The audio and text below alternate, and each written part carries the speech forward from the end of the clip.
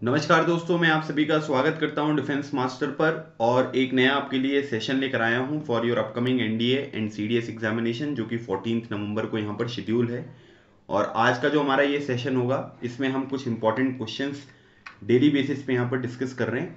एक revision series है आपकी फॉर योर अपकमिंग एग्जामिनेशन। अगर आप इन क्वेश्चंस को एग्जामिनेशन में पढ़कर जाएंगे तो आपका कुछ इंपॉर्टेंट करंट अफेयर भी प्रिपेयर होगा। और जो स्टैटिक इन्फॉर्मेशन होती है, चाहे वो पॉलिटी से रिलेटेड हो, ज्योग्राफी से रिलेटेड हो, इकोनॉमिक्स से रिलेटेड हो, हिस्ट्री से रिलेटेड हो, इन्वायरमेंट से रिलेटेड हो, वो सारी चीज़ें आपकी यहाँ पर रिवाइज हो जाएंगी और आप डेफिनेटली अपने एग्जामिनेशन में अच्छा परफॉर्म करेंगे। तो इससे पहले टोटल 8 वीडियोस जो है वो मैं आपको ऑलरेडी प्रोवाइड कर चुका हूँ, मतलब टोटल 80 क्वेश्चंस मैं आपके साथ डिस्कस कर चुका हूँ। और आज मैं आपके साथ यहाँ पर डे 9 का डिस्कशन यहाँ पर करूँगा। बाकी आप हमारा डिफेंस मास्टर ऐप भी डाउनलोड कर सकते हैं, वहाँ पर भी आपको इस तरीके के बहुत सारे सेशंस जो हैं वो देखने को मिलेंगे। ठीक है, तो चलिए स्टार्ट करते हैं आज का हमारा सेशन। आज का पहला क्वेश्चन देखिए दिया हुआ है, consider the following statements regarding the Montreal protocol. ठीक है, मॉन्ट्रियल जो है एक जगह है कनाडा में, तो वहां पर एक प्रोटोकॉल जो है वो यहाँ पर साइन किया गया था, उससे रिलेटेड यहाँ पर जो है कुछ स्टेटमेंट दिए गए हैं। Montreal protocol of 1989 is a climate agreement aimed at protecting the earth from ozone depleting substances like the chlorofluorocarbon. दूसरा स्टेटमेंट दिया गया है, the Kigali amendment to the Montreal protocol provided for the use of hydrofluorocarbons as a replacement of chlorofluorocarbons. तो आपको बताना है कि इनमें से जो हमारा सही आंसर यहां पर होगा, करेक्ट स्टेटमेंट जो है वो कौन सा है। आपसे करेक्ट स्टेटमेंट इन दोनों में से पूछा जा रहा है कि कौन सा आपको देखने को मिलेगा। ठीक है, तो अब यहां पर क्या है कि सबसे इंपॉर्टेंट बात यहां पर ये ध्यान रखना है कि जो मॉन्ट्रियल प्रोटोकॉल है इसका ईयर कब है, ये 1989 है। ठीक है, ये अपने आप में भी एक बहुत इंपॉर्टेंट क्वेश्चन है, स्टेटमेंट वाइज ये चीज भी यहां पर आपको दी जा सकती है। ठीक है, तो अब जो ये मॉन्ट्रियल प्रोटोकॉल यहां पर साइन किया गया था, तो यहां पर क्या है कि इसमें हमने ये एम किया था कि जो भी ये ओजोन डिप्लीटिंग सब्सटेंसेस होते हैं, जैसे ओजोन लेयर के बारे में बात करेंगे तो ओजोन लेयर कहां पर मिलेगी आपको, ये स्ट्रेटोस्फेयर में आपको देखने को मिलेगी। ठीक है, जो हमारा एटमॉस्फेयर है उसमें कई सारी लेयर हैं, जैसे ट्रोपोस्फेयर हो गया, फिर उसके बाद आती है स्ट्रेटोस्फेयर। तो ये स्ट्रेटोस्फेयर में यहाँ पर लोकेटेड आपको देखने को मिलेगी। ठीक है, तो यहाँ पर क्या करना है कि हमको प्रोटेक्ट करना है हमारी अर्थ को, जो भी ओजोन डिप्लीटिंग सब्सटेंसेस होते हैं, जैसे क्लोरोफ्लोरोकार्बन। तो क्लोरोफ्लोरोकार्बन क्या है कि वो एक ओजोन डिप्लीटिंग यहाँ पर सब्सटेंस है, जिससे हमको यहाँ पर प्रोटेक्ट करना है। ठीक है, और याद रखिएगा ये जो क्लोरोफ्लोरोकार्बन है ना, इसको यहाँ पर क्या करते थे कि पहले के टाइम पीरियड पर, मतलब कुछ टाइम पहले तक अगर आप देखेंगे तो इसका हम यहाँ पर एयर कंडीशनिंग वगैरह में जो है वो यहाँ पर यूज करते थे। आज के टाइम पीरियड पर नहीं करते हैं, क्यों? क्योंकि इसकी जगह पर एक रिप्लेसमेंट जो है वो हुआ है। वो क्या हुआ है अभी मैं आपको बताता हूँ। ठीक है, तो एयर कंडीशनिंग और जो रेफ्रिजरेशन यहाँ पर है, ठीक है, उसमें यहाँ पर क्या किया जाता था, इसका जो है वो प्रयोग यहाँ पर करती। ठीक है, तो एक बात आपको ये बिल्कुल अच्छी तरीके से यहाँ पर ध्यान रखनी है। तो अब यहाँ पर क्या है कि एक चीज अगर हम देखेंगे तो यहां पर लिखा हुआ है कि ये क्लाइमेट एग्रीमेंट है ना, तो ओजोन लेयर के ऊपर ये फोकस कर रहा है, तो क्लाइमेट के ऊपर तो कोई फोकस नहीं कर रहा है ना। तो यहां पर क्या हुआ कि ये क्लाइमेट एग्रीमेंट नहीं है। बात समझ में आ गई? ये क्लाइमेट एग्रीमेंट नहीं है। इसमें स्पेसिफिकली यहां पर ये मेंशन किया गया है कि ओजोन डिप्लीटिंग जो यहां पर सब्सटेंसेस होते हैं, उससे हमारे जो यहां पर ओजोन लेयर होती है उसको प्रोटेक्ट यहां पर करना है। तो पहला स्टेटमेंट जो होगा वो यहां पर क्या होगा, गलत होगा, क्योंकि ये क्लाइमेट एग्रीमेंट नहीं है ना, क्लाइमेट के बारे में बात नहीं करता है। ये केवल किसके बारे में बात करता है, ये जो भी यहाँ पर ओजोन डिप्लीटिंग यहाँ पर सब्सटेंसेस होते हैं उनके बारे में यहाँ पर बात करता है। ठीक है, तो ये बात आपको ध्यान रखना है।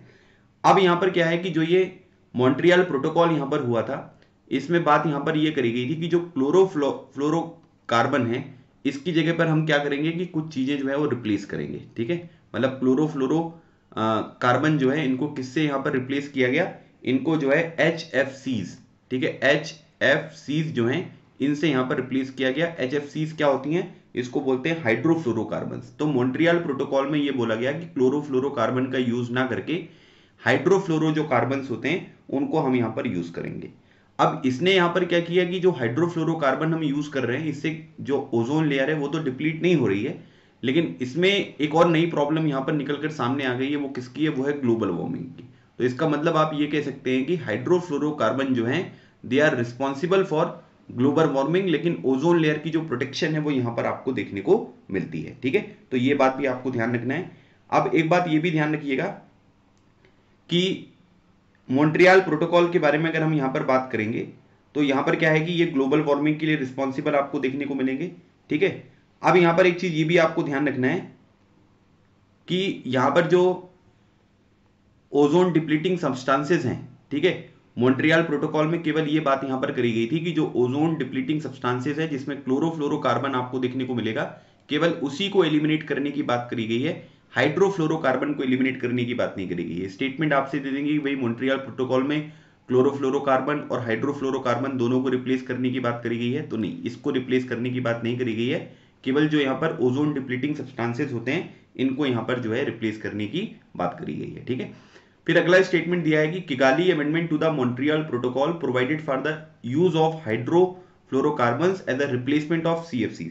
अब देखिए यहां पर क्या बोला गया है कि हमको यहां पर क्या करना है कि किगाली अमेंडमेंट जो है ना, उसमें ये नहीं बोला गया है कि आप यहां पर क्या करिए कि हाइड्रोफ्लोरोकार्बन को जो है वो यहां पर आपको यूज करना है as a replacement of CFC, ठीक है, ये नहीं बोला गया है। इसमें यहां पर ये बात करी गई है कि इसको हमको क्या करना है कि इसका जो है ये एलिमिनेशन यहां पर होना चाहिए, है ना, मतलब इसमें एलिमिनेशन के बारे में जो है वो बात यहां पर करी गई है, ठीक है, कि हाइड्रोफ्लोरोकार्बन को जो है वो एलिमिनेट हमको करना है। तो ये किगाली अमेंडमेंट में बात करी गई है, जो कि यहां पर ग्लोबल वार्मिंग के लिए एक रिस्पॉन्सिबल फैक्टर जो है वो आपको यहां पर देखने को मिल रहा है, ठीक है। तो ये एक इंपॉर्टेंट चीज है जो आपको थोड़ा सा ध्यान रखना है। दोनों में छोटा छोटा सा डिफरेंस है, लेकिन दोनों स्टेटमेंट जो है यहां पर आपको गलत देखने को मिल रहे हैं। तो आपसे पूछा गया है कि इनमें से कौन सा करेक्ट स्टेटमेंट है, तो दोनों नहीं है। So right answer is option number D. चलिए आगे बढ़ते हैं। क्वेश्चन नंबर 2 देखिए, अब ये काफी इंपॉर्टेंट क्वेश्चन है। Consider the following statements regarding the Moplah rebel. तो मोपला जो यहां पर रिबेलियन यहां पर आपको देखने को मिलेगा, इससे रिलेटेड यहां पर स्टेटमेंट है जो कुछ यहां पर दिए गए हैं।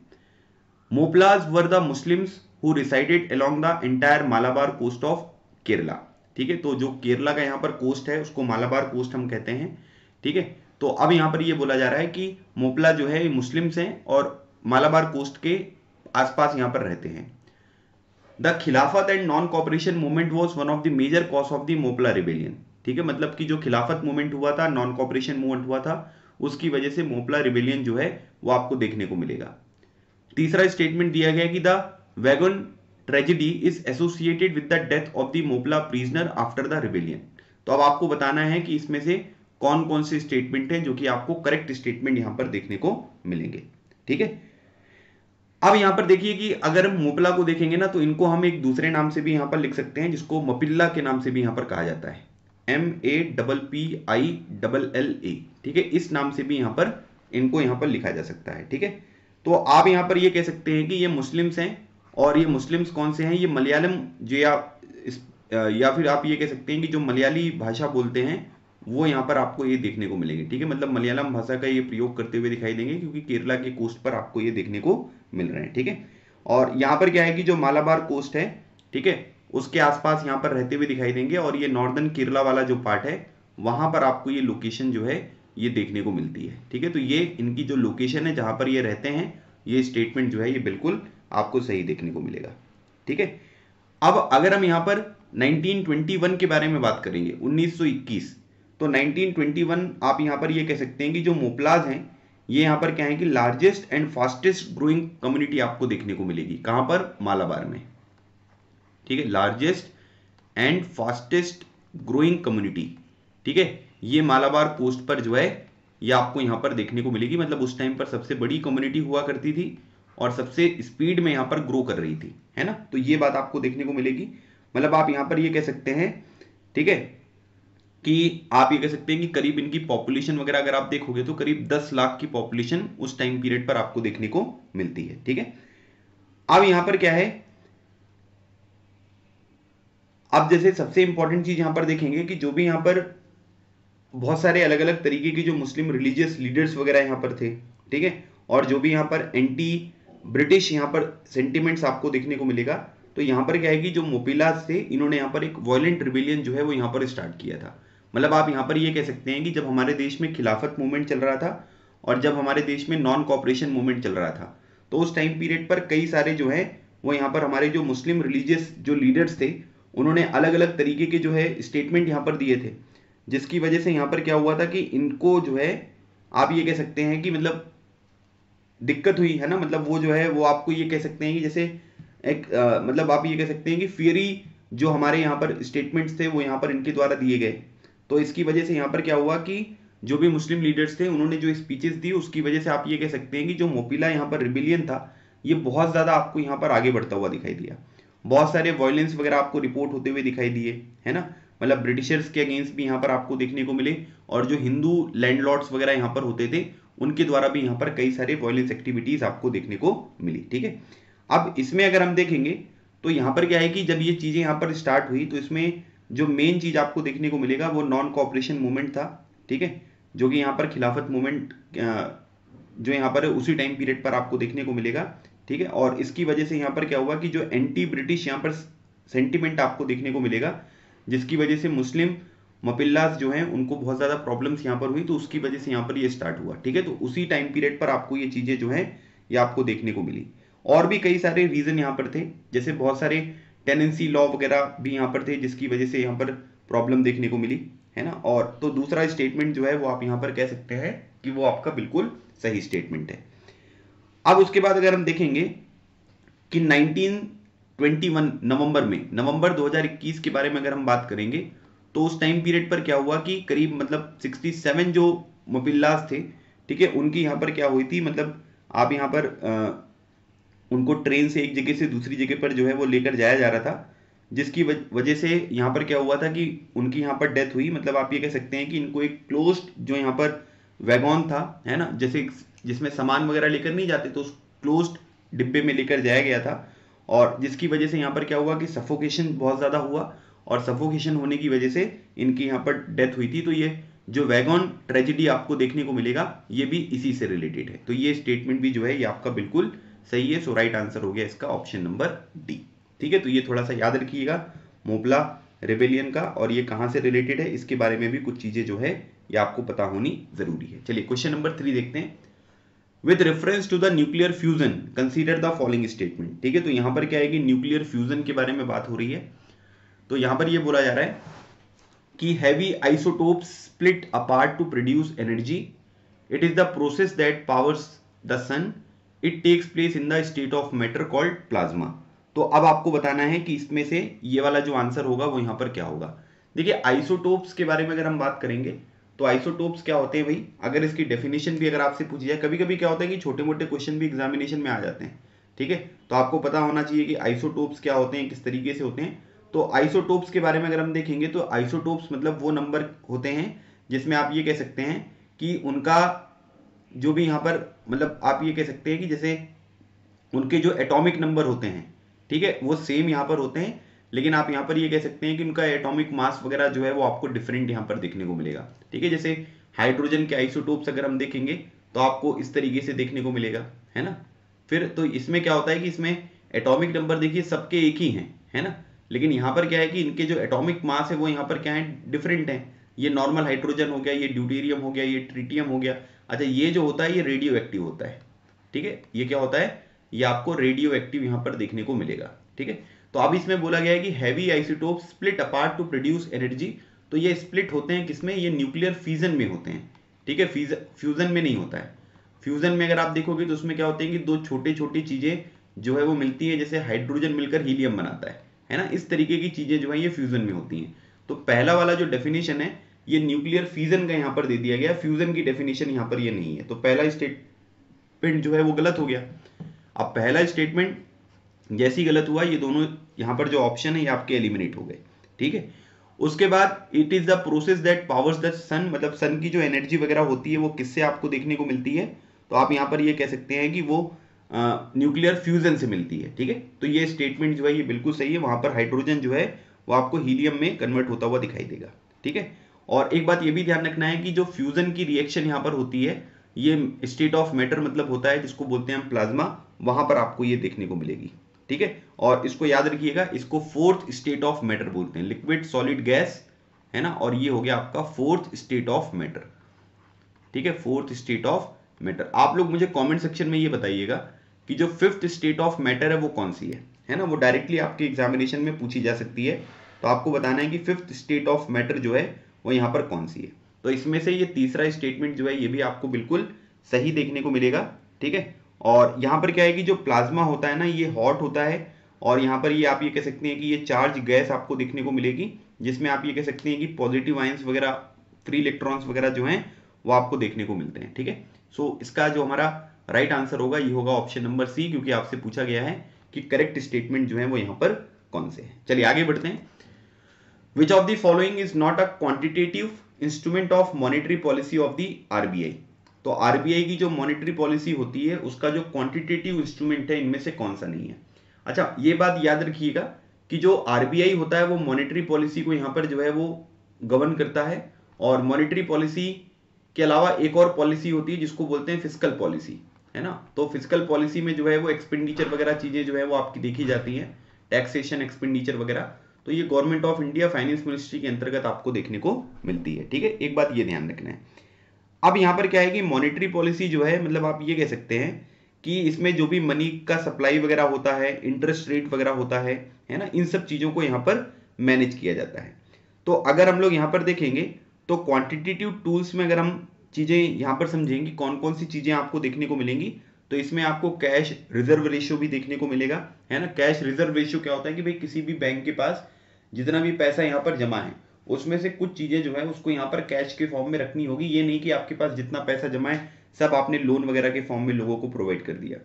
ठीक है, फिर उसके बाद यहाँ पर जो बैंक रेट होता है उसमें भी आपको देखने को मिलेगा, और ओपन मार्केट ऑपरेशंस। तो यहाँ पर क्या है कि ये सारी की सारी चीजें जो होती हैं ये आपकी क्वांटिटेटिव जो यहाँ पर इंस्ट्रूमेंट होते हैं उसमें यहाँ पर आपको देखने को मिलेगा। मतलब आप यहाँ पर ये कह सकते हैं कि जो भी कॉमर्शियल बैंक होते हैं, ठीक है, मतलब आप यहाँ पर क्या है कि मतलब इसमें यहाँ पर क्या होगा कि इंकरेज करेंगे या डिस्करेज करेंगे, ठीक है, ताकि यहाँ पर क्या है कि मतलब जो भी यहाँ पर लेंडिंग वगैरह होती है उसको करना है या नहीं करना है। फॉर एग्जाम्पल अगर मान लीजिए कि आरबीआई चाहता है कि वो यहाँ पर क्या करेगी, जो बैंक है दूसरे वो लोग यहाँ पर लोन वगैरह प्रोवाइड करें ताकि मनी का जो सर्कुलेशन है मार्केट में वो सही तरीके से हो पाए। तो ये क्या करेंगे कि जो अलग अलग तरीके के रेशियो वगैरह होते हैं उसमें चेंजेस वगैरह करेंगे। अगर मान लीजिए कि यहाँ पर क्या है कि नहीं चाहते कि वो इस तरीके से यहाँ पर कुछ हो तो रेट में फिर से चेंजेस करेंगे। तो इससे क्या होता है कि bank rate, cash reserve ratio, open market operations, ये तीनों चीजें जो हैं ये क्वांटिटेटिव इंस्ट्रूमेंट में आपको देखने को मिलती है। लेकिन imposing margin requirement on secure load ये जो है ये क्वांटिटेटिव इंस्ट्रूमेंट में यहाँ पर नहीं होता है। तो सिंपल सी बात आप यहाँ पर ये समझ सकते हैं कि क्वांटिटेटिव इंस्ट्रूमेंट जो है उससे यहाँ पर ये डिसाइड होगा कि जो भी मनी वगैरह का सर्कुलेशन यहाँ पर आपको मार्केट में देखने को मिल रहा है उसको आरबीआई किस तरीके से यहाँ पर कंट्रोल करती है।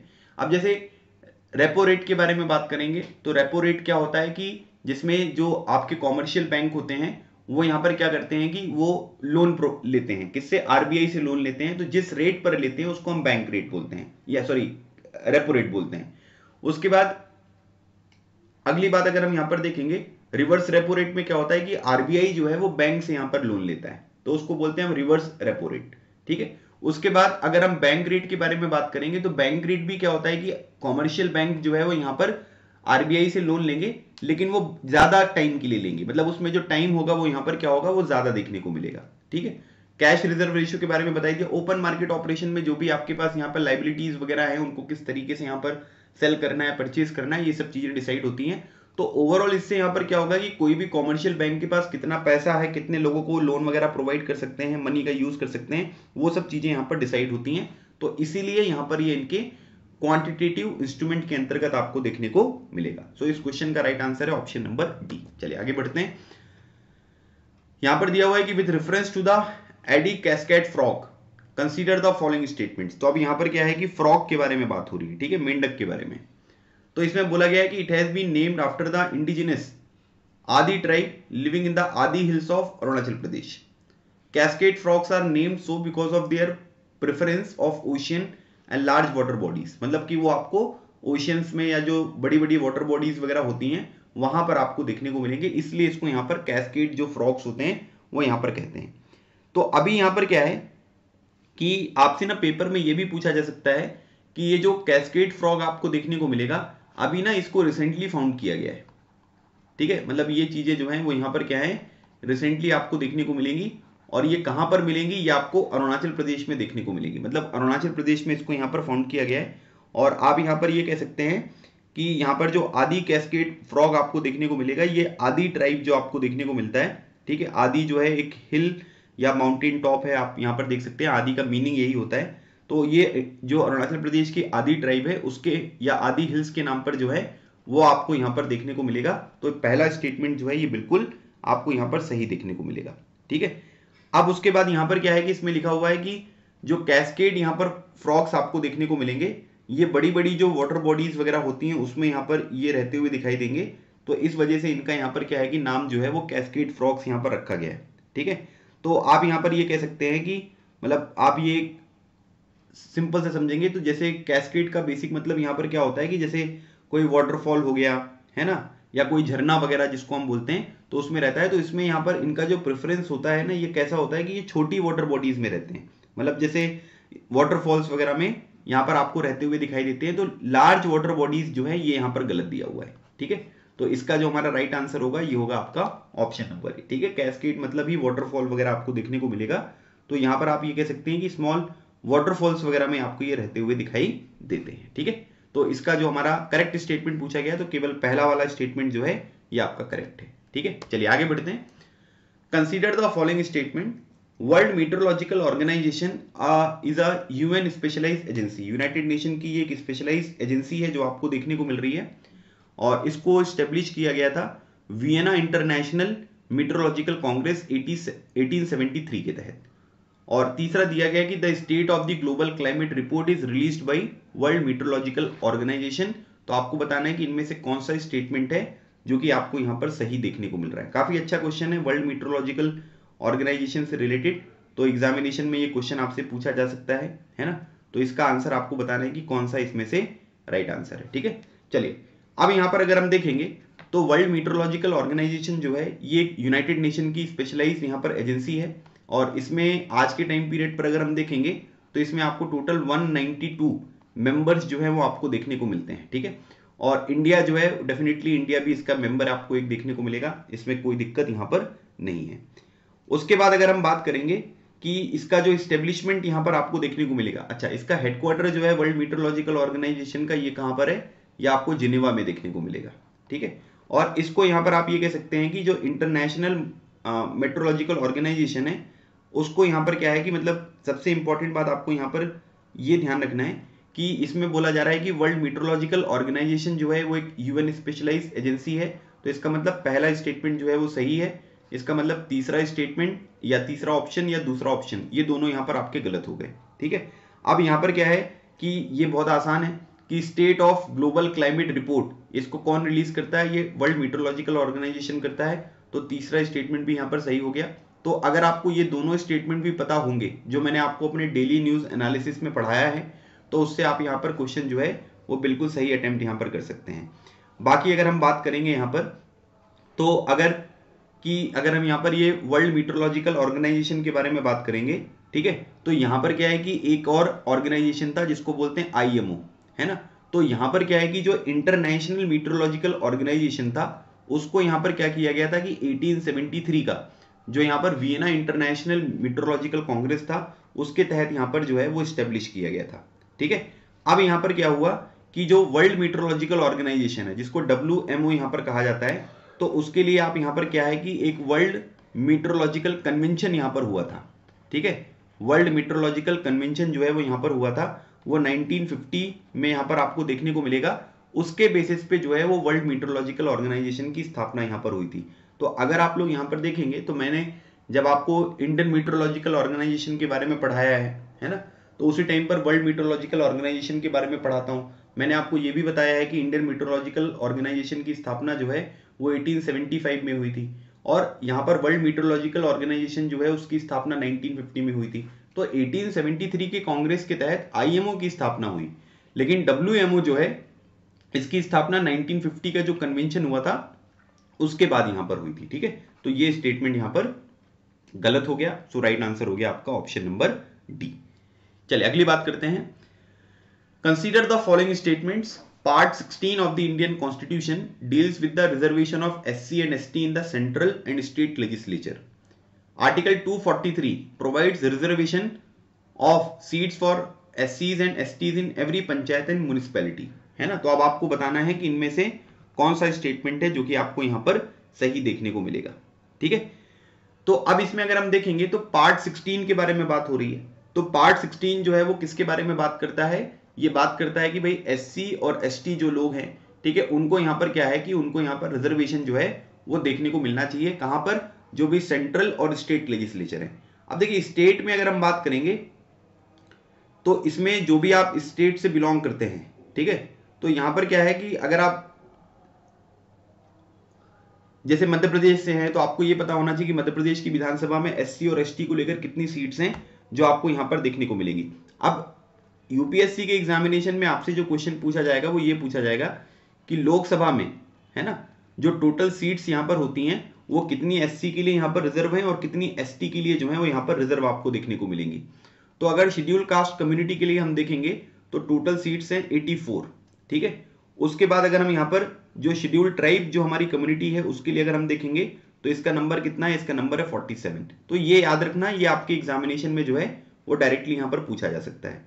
और जो हमारा पार्ट 16 अगर आप यहाँ पर देखोगे तो इसमें यहाँ पर क्या किया गया था, इसमें यहाँ पर ये एससी और एसटी के रिजर्वेशन की बात यहाँ पर करी गई है। तो पहला स्टेटमेंट जो है ये बिल्कुल सही है, क्योंकि आप सभी को पता है कि आर्टिकल 15(4), ठीक है, मतलब कि जो आपका ये डिस्क्रिमिनेशन वाली बात यहां पर होती है तो उसके एक्सेप्शन में अगर आप देखोगे तो आर्टिकल 15(4) हो गया आपका, और आर्टिकल, ठीक है, 16(4) जो भारत का संविधान है उसका यहां पर ये कहता है, ये स्टेट और सेंट्रल गवर्नमेंट को यहां पर इनेबल करता है कि भाई जो भी गवर्नमेंट सर्विसेज वगैरह होती हैं उसमें एससी एसटी कम्युनिटी के लिए आप सीट्स वगैरह जो हैं वो यहाँ पर रिजर्व रखिए, ठीक है। और उसके बाद यहाँ पर ये चीजें आपको देखने को मिलेगी। और उसके बाद यहाँ पर एक बात ये भी ध्यान रखिएगा कि आर्टिकल 330 से लेकर, है ना, क्योंकि अगर आप देखोगे पार्ट 15 में, है ना, तो पार्ट 15 में क्या है, 324 से लेकर 329, है ना, इसमें इलेक्शन कमीशन की बात यहां पर करी गई है, ठीक है, इसमें इलेक्शन कमीशन ऑफ इंडिया की बात होती है। और पार्ट 16 में अगर हम देखेंगे तो उसमें इसकी बात होती है जिसमें आर्टिकल 330 से लेकर, ठीक है, आर्टिकल 330, है ना, एंड 332, ठीक है, ये दो आर्टिकल हैं। इसमें यहां पर क्या बोला गया है कि 330 जो है ये शेड्यूल कास्ट के रिजर्वेशन के बारे में बात करेगा पार्लियामेंट में, और यहां पर जो एसटीज हैं, ठीक है, जैसे मतलब यहां पर क्या है कि एससी और एसटी यहां पर आपको 330 के तहत जो पार्लियामेंट में वहां पर देखने को मिलेगा, और ये स्टेट के बारे में बात करता है, ठीक है। तो ये बात आपको यहां पर ध्यान रखनी है, क्लियर। तो यहां पर क्या हुआ, ये बात हो गई। और उसके बाद यहां पर आर्टिकल 243 जो आपको देखने को मिलेगा, ये क्या करता है कि ये रिजर्वेशन जो है वो यहाँ पर एससी और एसटी का पंचायत वगैरह में प्रोवाइड करता है।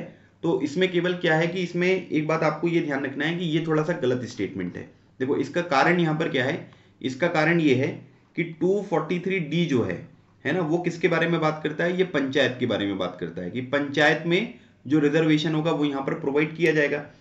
लेकिन 233T जो है ये किसके बारे में बात करता है, ये यहाँ पर म्युनिसिपैलिटी के बारे में बात करता है, ठीक है, ये म्युनिसिपैलिटी जो है उनके बारे में यहां पर बात करता है। तो यहां पर 243 दिया हुआ है कि ये जो है ये दोनों पंचायत और म्युनिसिपैलिटी के बारे में बात करेंगे तो गलत। 243D पंचायत में रिजर्वेशन के बारे में बात करता है, और 233D जो है वो किसके बारे में बात करता है, ये म्युनिसिपैलिटी में जो रिजर्वेशन यहां पर होगा उसके बारे में यहां पर बात करेगा, ठीक है। तो इसमें देखो छोटा सा डिफरेंस यहां पर था, लेकिन उसके ऊपर कितना अच्छा क्वेश्चन जो है वो एग्जामिनेशन में यहां पर पूछ लिया गया।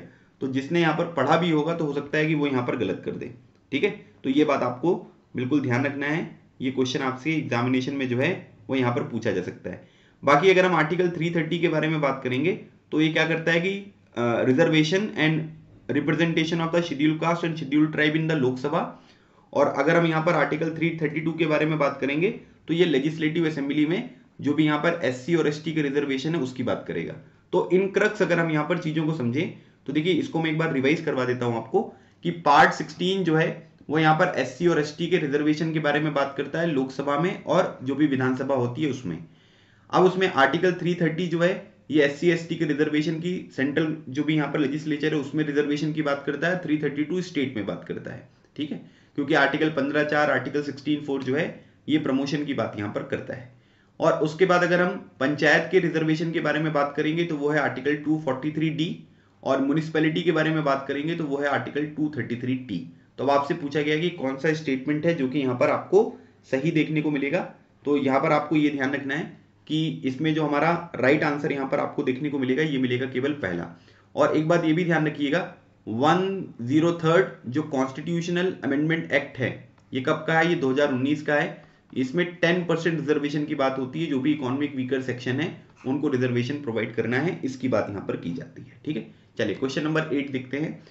With reference to the Tungabhadra river consider the following statements. ठीक है, तो तुंगभद्रा रिवर से रिलेटेड यहां पर कुछ स्टेटमेंट है। It is a tributary of Krishna river which drains into the Arabian सी।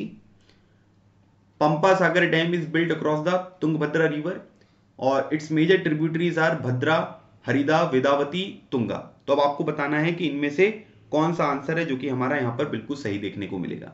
तो सबसे पहली बात तो यहाँ पर ये ध्यान रखिएगा कि तुंगभद्रा रिवर जो है ये कर्नाटका से स्टार्ट होती है और किधर जाएगी भाई, ये जाएगी आंध्र प्रदेश में। ठीक है, ये आपको आंध्र प्रदेश में जाती हुई यहाँ पर दिखाई देगी। ठीक है, एक बात तो यहाँ पर आपको ध्यान रखना है। अच्छा, अगर हम इसके एंशियंट नेम के बारे में देखेंगे, ठीक है, तो इसका जो यहाँ पर आपका एंशियंट नेम है, इसको हम क्या बोलते हैं, इसको बोलते हैं पंपा। तो पंपा जो है वो इसी रिवर का पुराना नाम, प्राचीन नाम जो है वो आपको देखने को मिलेगा। ठीक है, और उसके बाद आप यहाँ पर ये कह सकते हैं कि इसकी जो यहाँ पर नॉर्थ वेस्ट डायरेक्शन है, ठीक है, उधर ये फ्लो करता है और उसके बाद जाकर जो है ये कृष्णा रिवर को यहाँ पर ज्वाइन कर लेता है। ठीक है, और उसके बाद फिर यहाँ पर क्या है कि ये जो चीज है ये आपको बे ऑफ बंगाल में जाती हुई दिखाई देती है।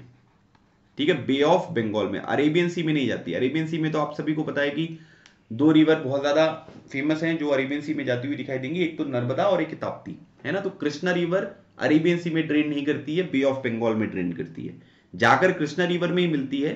तुंगभद्रा रिवर कृष्णा रिवर में मिलेगी, लेकिन यहां पर क्या है कि ये बे ऑफ बंगाल में ड्रेन करेगी। तो पहला स्टेटमेंट गलत हो गया, तो ऑप्शन नंबर डी और ऑप्शन नंबर ए ये गलत आपको देखने को मिलेंगे। ठीक है, तुंगभद्रा डैम जो होता है ना, उसको हम यहाँ पर पंपा सागर डैम जो है वो भी यहाँ पर कहते हैं, और ये तुंगभद्रा रिवर में ही आपको देखने को मिलेगा। और इसकी जो लोकेशन है ये आपको कर्नाटका में देखने को मिलेगी, वहां पर ये डैम जो है ये बनाया गया है।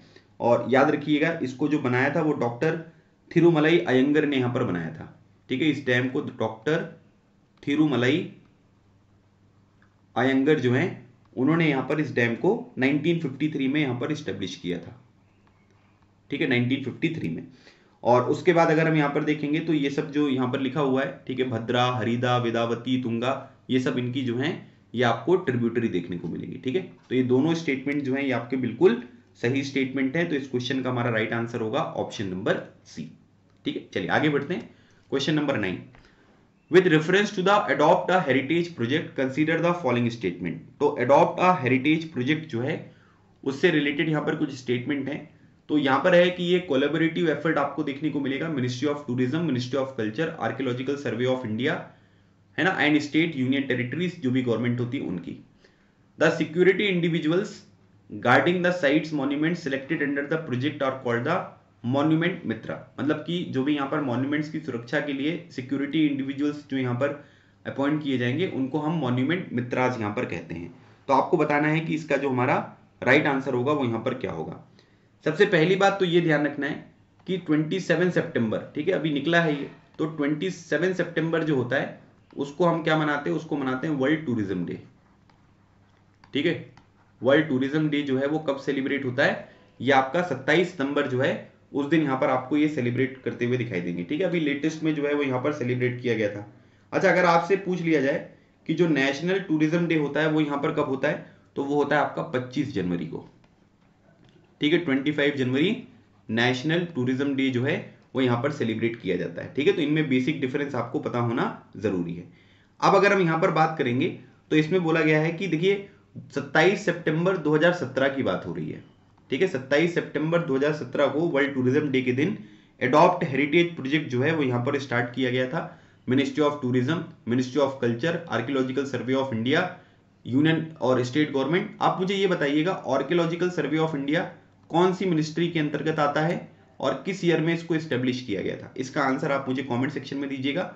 और इसके जो पहले डायरेक्टर जनरल थे वो कौन थे। ये 3 question, archaeological survey of India की स्थापना कब हुई थी, कौन सी मिनिस्ट्री के अंतर्गत आता है, और इसके जो पहले डायरेक्टर जनरल थे वो यहाँ पर कौन थे। ठीक है, तीनों बहुत इंपॉर्टेंट क्वेश्चन है, तो इसमें ये सब लोग यहाँ पर आपको इंपॉर्टेंट देखने को मिलेंगे। तो ये पहला स्टेटमेंट जो है ये बिल्कुल सही है। ठीक है, अब यहाँ पर क्या है कि जो भी मॉन्यूमेंट वगैरह यहाँ पर सिलेक्ट किए जाएंगे, जो भी टूरिस्ट फुटबॉल वगैरह होता है उसके बेसिस पे यहाँ पर क्या होगा कि जो भी प्राइवेट और पब्लिक सेक्टर कंपनीज होती हैं और इंडिविजुअल, तो याद रखिएगा इसमें क्या होता है, क्या हो सकता है कि जो प्राइवेट लोग हैं वो भी अडॉप्ट कर सकते हैं, जो सरकारी कंपनीज है वो भी यहाँ पर अडॉप्ट कर सकती हैं, और कोई इंडिविजुअल जो है वो भी यहाँ पर अडॉप्ट कर सकता है। ठीक है, सभी लोग जो है वो अडॉप्ट कर सकते हैं। तो तीनों लोगों को यहाँ पर परमिशन जो है वो यहाँ पर दी गई है। ठीक है, तो यहां पर बोला जा रहा है companies and individual known as monument, जो भी मित्राज यहां पर होंगे, ठीक है, वो यहां पर आपको देखने को मिलेंगे। ठीक है, the security individuals guarding the site monuments, उनको यहां पर मॉन्यूमेंट मित्रा जो है वो यहां पर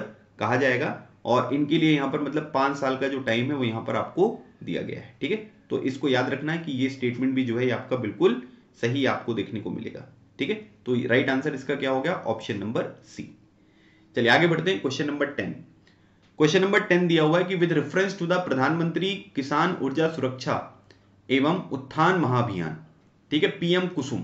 तो आपसे यह भी पूछा जा सकता है कि पीएम कुसुम जो है स्कीम है, इसका फुल फॉर्म बताओ। तो पीएम स्कीम का कुसुम का जो फुल फॉर्म है, इसको बोलते हैं प्राइम मिनिस्टर किसान ऊर्जा सुरक्षा एवं उत्थान महाभियान। Consider the following statements. पहला स्टेटमेंट दिया गया है कि it has provision for solar agriculture water pumps and solarization of existing grid connected agriculture pumps. It can reduce discoms, discom मतलब जो भी डिस्ट्रीब्यूशन कंपनीज होती हैं जो इलेक्ट्रिसिटी वगैरह को डिस्ट्रीब्यूट करती हैं, burden for of subsidy on agriculture consumption of electricity. The nodal ministry of the scheme is the Ministry of Agriculture and Farmers Welfare. तो आपको बताना है कि इसका जो हमारा राइट आंसर होगा वो यहाँ पर क्या होगा। तो देखिए, सबसे पहली बात, ज्यादातर जो एग्जामिनेशन में स्कीम वगैरह के ऊपर क्वेश्चन आएंगे ना, उसमें मिनिस्ट्री के ऊपर ही जो है वो गोलमाल किया जाएगा। तो प्रधानमंत्री किसान ऊर्जा सुरक्षा एवं उत्थान महाभियान जो है, ठीक है, इसको यहां पर कब लॉन्च किया गया था, इसको 2019 में लॉन्च किया गया था।